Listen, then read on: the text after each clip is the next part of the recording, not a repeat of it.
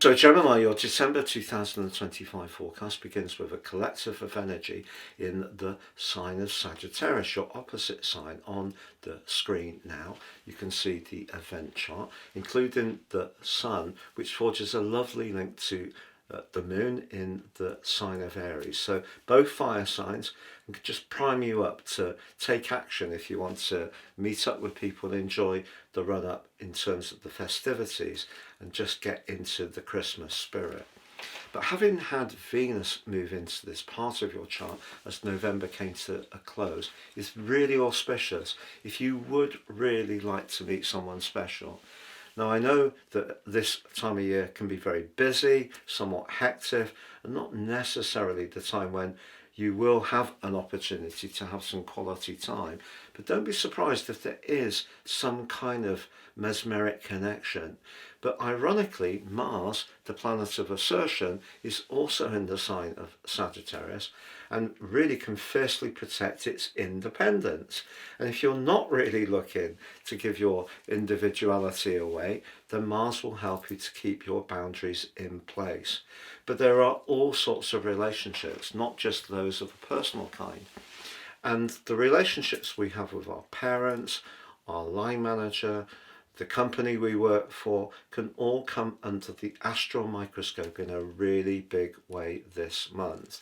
Venus gives you a chance to use diplomacy in order to forward what you want to achieve, but also Mars can help you to protect your position and where necessarily be more combative or even more competitive. But I feel some power issues may come up this month. Now there is a full moon in your sign on the 4th, but it is intersected by the very emotional, spiritual energies of the North Node in the sign of Pisces. And so therefore, whatever you're discussing or thinking about around a relationship, there may be someone who wants to advise you or is open to guide you, or you yourself may be thinking more about how your relationship fits into your world in terms of your parents perhaps, or in terms of your goals and aspirations. But if you do meet someone in the following 2 weeks, it doesn't quite seem to meet exactly the formula that you had in mind, I wouldn't dismiss them. But what I feel is really important is as we go deeper into that early part of the month, Mars, as it heads forwards in Sagittarius, comes into an extremely abrasive right angle with Saturn and a dreamy drifting right angle with Neptune. If there is a relationship which isn't working very well, if you don't feel that someone's very respectful, or there isn't a kind of fair balance between who steers or who works with collaboratively with the other person, I think that could be quite an issue. And maybe also goodwill could break down. Now, Neptune, which has been in retrograde since the 4th of July and been causing mischief, does go direct on the 10th, which helps, and Mercury, your ruler, does move back into your 7th house on the 11th. Now, for sure, Mercury is not that happy in Sagittarius, but it can still have its benefits, not least a desire for knowledge, conversation. So if something has got a bit stuck with Saturn and Neptune squaring up to Mars, or frustration has mounted, I would try to keep the lines of communication open. Now on the 15th, Mars dives deep, moves out of that 7th house and goes into the 8th.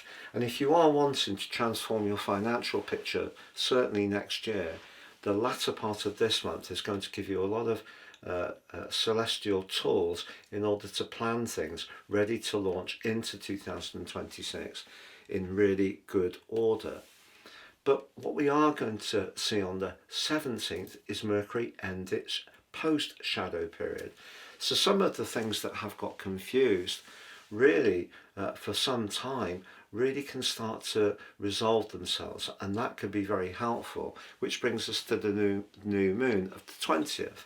Now, new moons in the 7th house can be very positive for relationships ordinarily, but this one, like Mars before it, squares up with the limiting Saturn and sometimes the deceiving and deceptive Neptune.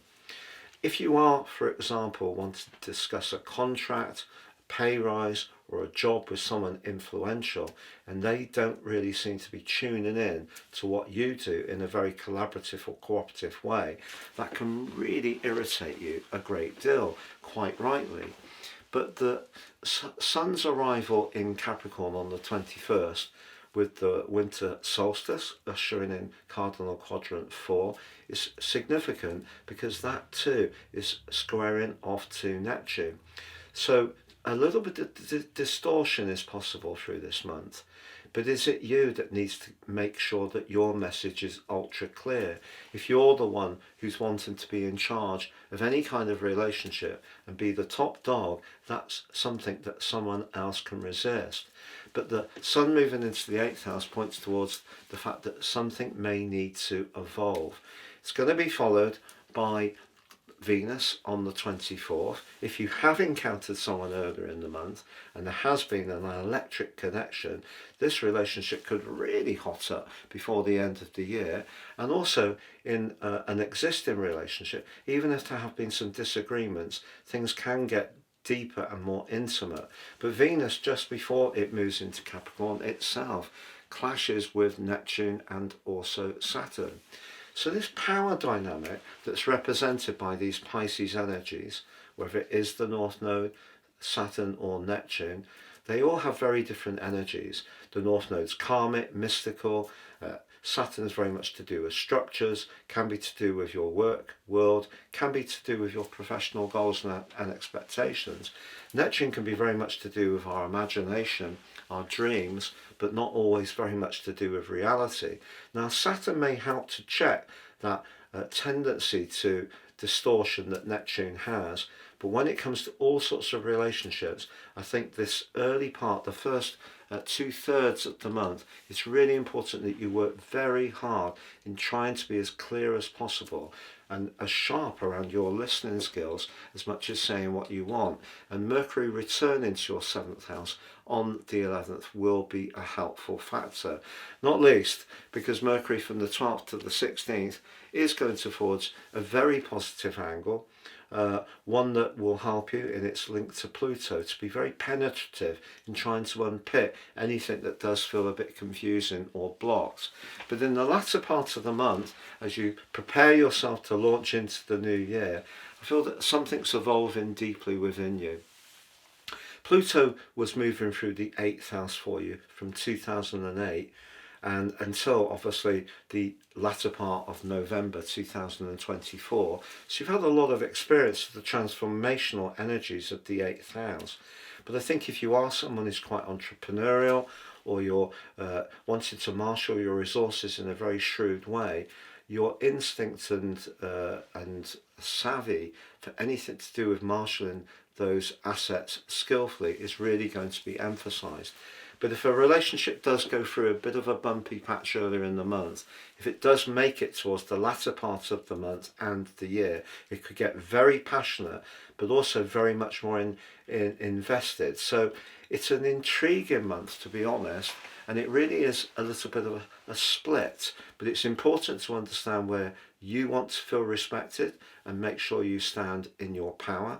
But it's also important to know where to give way a little bit and to show some spirit of compromise and collaboration. And that's really the message of this month. If you've yet to watch your year 2026 deep dive forecast, please see the link below this video. If you've yet to order your personal forecast for year 2026, you can do so now. You'll also get your life roadmap report, which helps you to understand the patterns that are played out in your life so far.